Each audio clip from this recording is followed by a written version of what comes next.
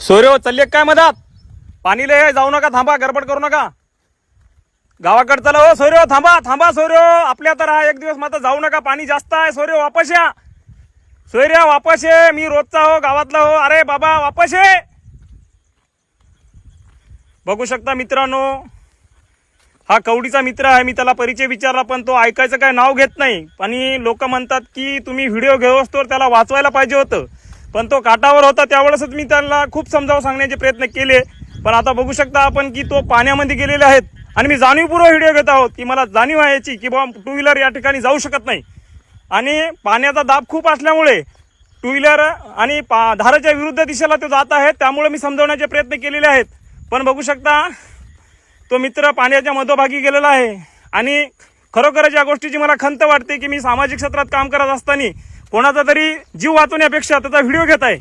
पण नाईलाज असतो मित्रांनो, पाणी टोंगळ्याच्या वर गेलेलं आहे आणि त्या ठिकाणी मी जरी गेलो तरी काही करू शकत नाही, कारण पाण्याच्या मध्यभागी तो मित्र गेलेला आहे. आणि खरोखरच आता पुढे काय घडेल याची मला काही माहिती नाही. पण मित्रा, तुला समजावून सांगतो, मित्रा वापस ये, मित्रा वापस ये. त्या ठिकाणाहून गाडी वापस येऊ शकते. बघू शकता मित्रांनो, असे तरुण मुलं जीव धोक्यात घालून प्रवास करत आहेत. मी त्यांना खूप समजावलं व्हिडिओ घ्यायच्या पहिले की निवगा मार्ग तुम्ही जाऊ शकता, तो कवडीचा आहे मित्र, त्यांनी मला असं सांगितलेलं आहे.